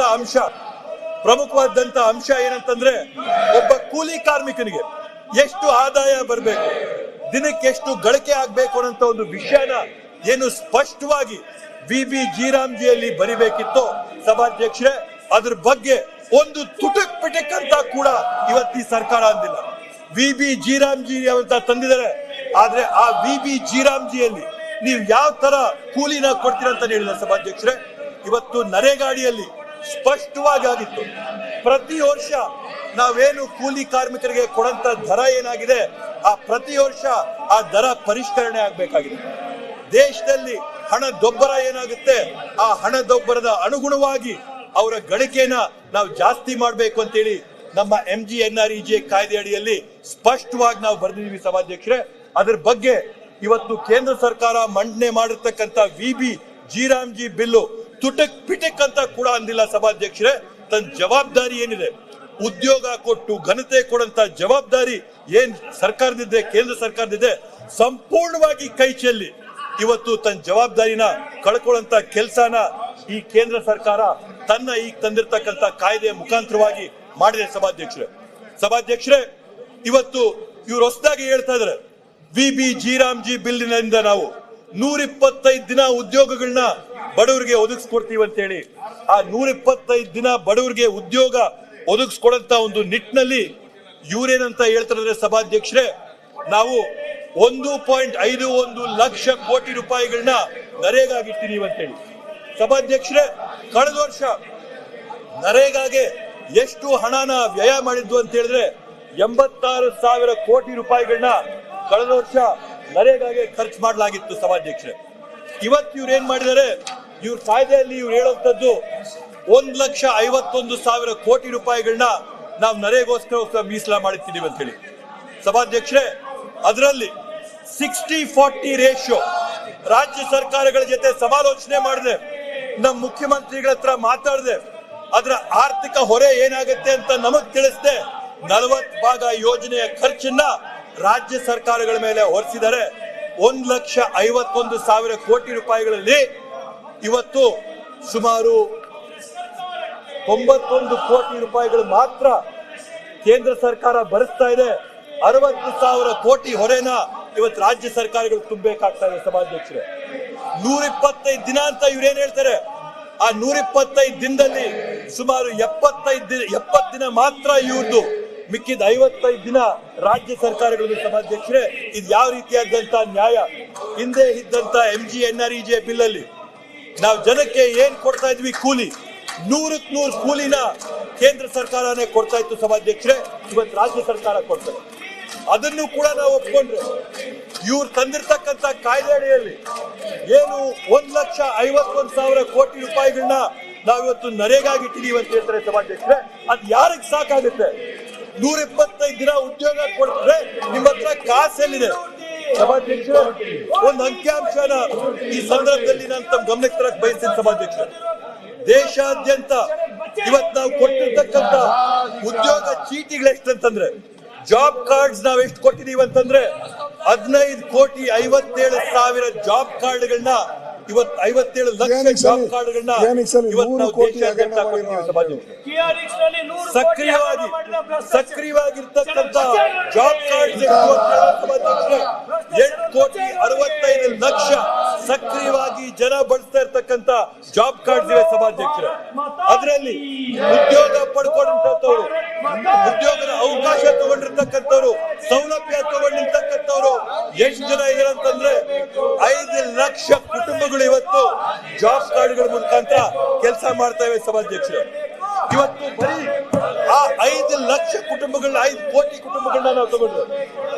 ಆಕ್ಟಿವ್ ಜಾಬ್ ಕಾರ್ಡ್ಸ್, ಕೆಲಸ ಮಾಡ್ತಾ ಇರ್ತಕ್ಕಂಥ ಜಾಬ್ ಕಾರ್ಡ್ಸ್ ಇರ್ತಕ್ಕಂಥ 5 ಕೋಟಿ ಕುಟುಂಬಗಳನ್ನ ತಗೊಂಡ್ರೆ ಒಂದು ಯೂನಿಟ್ಗೆ 650 ರೂಪಾಯಿ, ಹಂಗೆ ಕೂಲಿಗೆ 370 ರೂಪಾಯಿ ಕರ್ನಾಟಕ ರಾಜ್ಯದಲ್ಲಿ, ಮೆಟೀರಿಯಲ್ಗೆ 280 ರೂಪಾಯಿ ಲೆಕ್ಕದಲ್ಲಿ ತಗೊಂಡು ಯೂನಿಟ್ಗೆ 650 ರೂಪಾಯಿ ಅಂತ ತಗೊಂಡ್ರೆ 50 ದಿನ ಉದ್ಯೋಗ ಕೊಡಕ್ಕೆ 5 ಕೋಟಿ ಮನೆಗಳೇನಿವೆ, 5 ಕೋಟಿ ಮನೆಗಳಿಗೆ 50 ದಿನ ನೀವು ಅಧಿಕಾರದ ಆಸೆಗಾಗಿ ಭ್ರಷ್ಟ ಕಾಂಗ್ರೆಸ್ ಸರ್ಕಾರಕ್ಕೆ ಸೇರಿದ ಭ್ರಷ್ಟ ಶಿವಲಿಂಗೇಗೌಡರಿಗೆ, ಅಧಿಕಾರದ ಆಸೆಗಾಗಿ ಭ್ರಷ್ಟ ಪಕ್ಷ ಸೇರಿದ ಭ್ರಷ್ಟ ಶಿವಲಿಂಗೇಗೌಡರಿಗೆ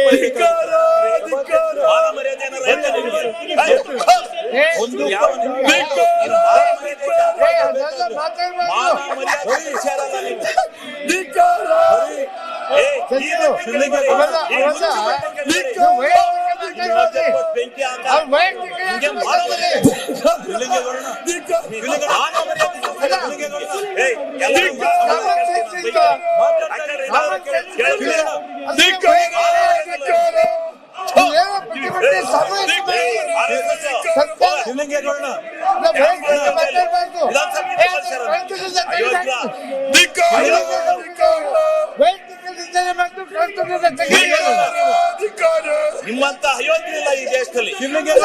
ಅಷ್ಟು ಶಾಸಕರಾಗಿ ಜನಪ್ರತಿನಿಧಿಗಳಾಗಿ ಆ ಮಟ್ಟಕ್ಕೆ ಕೇಂದ್ರ ಸರ್ಕಾರ ಸುಳ್ಳು ಘೋಷಣೆಗಳಂತದ್ದು, ಬರೀ ಸುಳ್ಳು ಆಶ್ವಾಸನೆಗಳು ಕೊಡುವಂತದ್ದು, ಬರೀ ಬಂಡವಾಳ ಇರಿಕೆಂತ ಭರವಸೆಗಳನ್ನು ಕೊಡುವಂತ ಪುಕ್ಷಾಟೆ ಸರ್ಕಾರ, ದಿವಾಳಿಯಾದಂತ ಸರ್ಕಾರ, ಸಂಪೂರ್ಣವಾಗಿ ಕಳೆದುಕೊಂಡಂತ ಸರ್ಕಾರ ಯಾವ್ದಾದ್ರೆ ಕೇಂದ್ರದಲ್ಲಿರ್ತಕ್ಕಂಥ ಬಿಜೆಪಿ ಸರ್ಕಾರ ಅಂತ ಈ ಸಂದರ್ಭದಲ್ಲಿ ನಾನು ಹೇಳಕ್ ಬಯಸ್ತೇನೆ. ಸಭಾಧ್ಯಕ್ಷ, ಇನ್ನೂ ಅರ್ಧ ಗಂಟೆ ಇದೆ. ಆದ್ರಿಂದ ಸಭಾಧ್ಯಕ್ಷರೇ, ಇವತ್ತು ನಮ್ಮ ಪರಿಸ್ಥಿತಿ ಬಗ್ಗೆ, ನಮ್ಮ ಆರ್ಥಿಕ ಸ್ಥಿತಿ ಬಗ್ಗೆ ಮಾತಾಡ್ತಾರಲ್ಲ ಇಲ್ಲಿ ವಿರೋಧ ಪಕ್ಷದಲ್ಲಿರುವಂತವ್ರು, ಕೇಂದ್ರದಲ್ಲಿರ್ತಕ್ಕಂಥ ಬಿಜೆಪಿ ಸರ್ಕಾರದ ಆರ್ಥಿಕ ಪರಿಸ್ಥಿತಿ ಇವತ್ತೇನಾಗಿದೆ. ಇವತ್ತು ಒಂದು ಅಂಶ ಹೇಳಕ್ಕೆ ಬಯಸ್ತೀನಿ ಸಭಾಧ್ಯಕ್ಷರೇ, ಕೊಬ್ಬರಿ ಬೆಳೆಗಾರರಿಗೆ ಅನ್ಯಾಯ ಮಾಡಿದ ಭ್ರಷ್ಟ ಶಿವಲಿಂಗೇಗೌಡರಿಗೆ, ರೈತರಿಗೆ ಮೋಸ ಮಾಡಿದ ಶಿವಲಿಂಗೇಗೌಡರಿಗೆ, ರಾಜ್ಯ ಸರ್ಕಾರಗಳ ಮೇಲೆ ಹೊರೆ ತೆಗೆದಂತದ್ದು ಎಷ್ಟು ಅಂತಂದ್ರೆ 10,000 ಕೋಟಿ ರೂಪಾಯಿ ಸಭಾಧ್ಯಕ್ಷರೇ. ಇವತ್ತು ಕೊಬ್ಬರಿ ಬೆಳೆಗಾರರಿಗೆ ಅನ್ಯಾಯ ಮಾಡಿದ ಶಿವಲಿಂಗೇಗೌಡರಿಗೆ, ಕೊಬ್ಬರಿ ಬೆಳೆಗಾರರಿಗೆ ಅನ್ಯಾಯ ಮಾಡಿದ ಶಿವಲಿಂಗೇಗೌಡರಿಗೆ, ಕೊಬ್ಬರಿ ಬೆಳೆಗಾರರಿಗೆ ಮೋಸ ಮಾಡಿದ ಶಿವಲಿಂಗೇಗೌಡರಿಗೆ,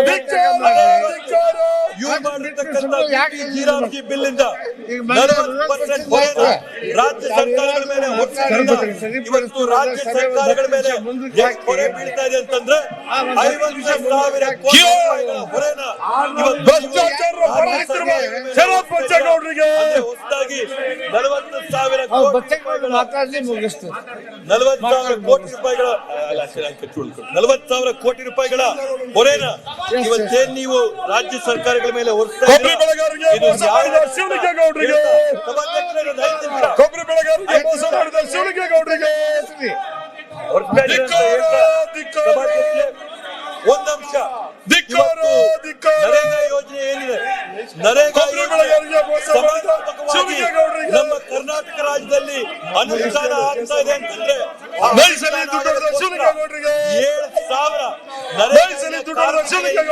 ನರೇಗಾ ಗುತ್ತಿಗೆ ಕಾರ್ಮಿಕರೇನಿದ್ರು ಇವತ್ತು ಪ್ರೋಗ್ರಾಮ್ ಮ್ಯಾನೇಜರ್, ಪ್ರಾಜೆಕ್ಟ್ ಇವರೆಲ್ಲರೂ ಕೂಡ ಇವತ್ತು ನರೇಗಾ ರಾಜ್ಯಾದ್ಯಂತ ಜಾರಿಗೆ ಬಂದಿತ್ತು. ಸಭಾಧ್ಯಕ್ಷರೇ ಆ ಒಂದು ಕುಟುಂಬಗಳಿಗೆ ಪಾಸ್ ಕೊಟ್ಟಂತ ಸಂದರ್ಭದಲ್ಲಿ 60 ದಿನ ಸಂದರ್ಭದಲ್ಲಿ ಸಭಾಧ್ಯಕ್ಷರೇ ಏನಾಗಬೇಕಾಗಿದೆ, ಆ 7,000 ಉದ್ಯೋಗಿಗಳು ಗುತ್ತಿಗೆ ಉದ್ಯೋಗ ಮಾಡಂತವ್ರು ಅವ್ರ ಮನೆಗಳಿಗೆ ಹೋಗ್ಬಿಟ್ಟು ಅವ್ರ ಕುಟುಂಬಗಳಿಗೆ ಹೊಟ್ಟೆ ಮೇಲೆ ತಣ್ಣೀರ್ ಬಟ್ಟೆ ಹಾಕೋಬೇಕು ಅಂತ ಹೇಳ್ಬೇಕಾ? ಊಟ ಬಿಟ್ಟು ನೀವೆಲ್ಲರೂ ಕೂಡ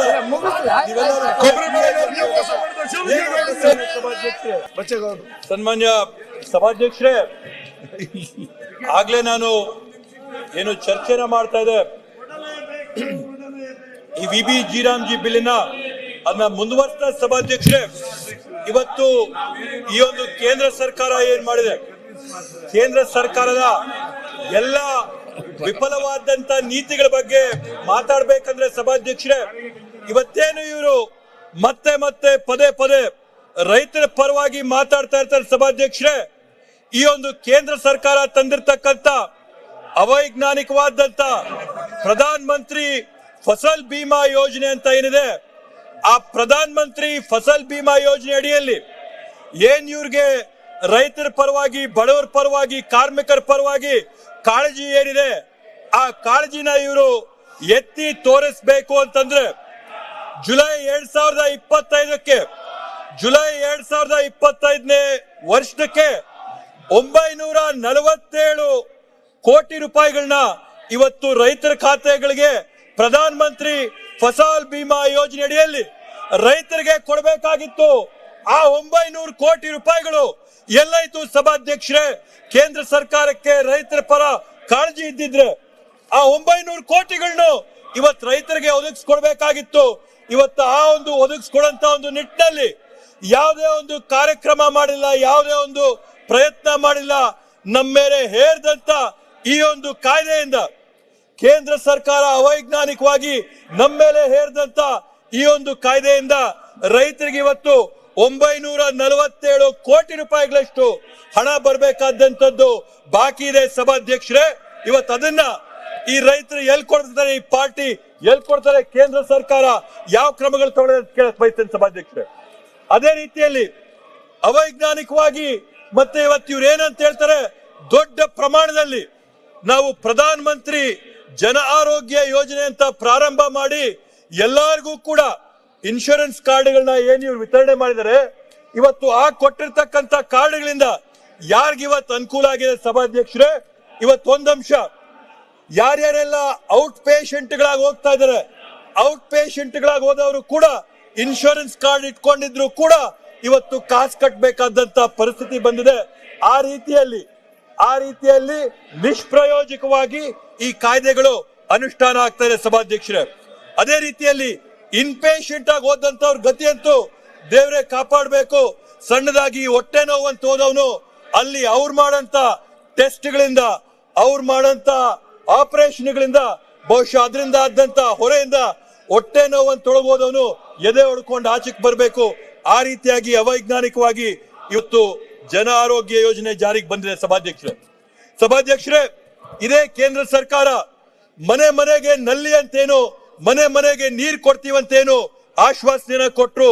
ಈ ಒಂದು ಜಲ್ ಜೀವನಿನ ಅಡಿಯಲ್ಲಿ ಸಭಾಧ್ಯಕ್ಷರೇ ಎಲ್ಲಾ ರೀತಿಯಲ್ಲಿ ಸೋರಿಕೆ ಆಗ್ತಾ ಇರ್ತಕ್ಕಂತ ಯಾವ್ದಾದ್ರೂ ಒಂದು ಕಾಯ್ದೆ, ಎಲ್ಲಾ ರೀತಿಯಲ್ಲಿ ಸೋರಿಕೆ ಆಗ್ತಾ ಇರ್ತಕ್ಕಂತ ಯಾವ್ದಾದ್ರೂ ಯೋಜನೆ ಅಂದ್ರೆ ಈ ಒಂದು ಕೇಂದ್ರ ಸರ್ಕಾರ ನಮ್ಮ ಮೇಲೆ ಹೇರಿರ್ತಕ್ಕಂತ ಈ ಜಲ್ ಜೀವನ್ ಸಭಾಧ್ಯಕ್ಷರೇ ಅನುದಾನಗಳಲ್ಲಿ ಸೋರ್ಗೆ, ಗುತ್ತಿಗೆದಾರ್ ಮಾಡ್ತಾ ಇರ್ತಕ್ಕಂತ ಕಾಮಗಾರಿಗಳಲ್ಲಿ ಸೋರ್ಕೆ. ಸಭಾಧ್ಯಕ್ಷರೇ ಒಂದ್ ಮಾತು ಹೇಳ್ತೀನಿ, ಈ ಒಂದು ಜಲ್ ಜೀವನ್ ಯೋಜನೆ ಅಡಿಯಲ್ಲಿ HDPE ಪೈಪ್ಗಳನ್ನ ಏನ್ ಅಳವಡಿಸ್ತಾ ಇದ್ದಾರೆ ಗ್ರಾಮಗಳಲ್ಲಿ, ಬಹುಶಃ ಆ HDPE ನ ಯಾರು ಉತ್ಪಾದನೆ ಮಾಡ್ತಾರೆ, ಮ್ಯಾನುಫ್ಯಾಕ್ಚರ್ ಮಾಡ್ತಾರೆ, ಅವರೊಂದು ಅನುಕೂಲಕ್ಕೆ ಮಾತ್ರ ಈ ಜಲ್ ಜೀವನ್ ಯೋಜನೆ ಮಾಡಿದರೆ ಬಿಟ್ರೆ ಗ್ರಾಮಗಳಲ್ಲಿರ್ತಕ್ಕಂಥ ಬಡವ್ರ ಪೈಕಿ ಅಂತೂ ಇದು ಯಾವುದೇ ಒಂದು ಅನುಕೂಲ ಮಾಡಿಲ್ಲ ಸಭಾಧ್ಯಕ್ಷರೇ.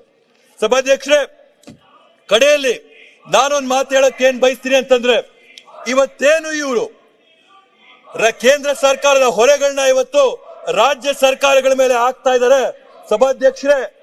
90 ಭಾಗ MGNREGA ಯೋಜನೆ ಅಡಿಯಲ್ಲಿ ಕೇಂದ್ರ ಸರ್ಕಾರದ ಪಾಲಿತ್ತು, 10% ರಾಜ್ಯ ಸರ್ಕಾರದ ಪಾಲಿತ್ತು.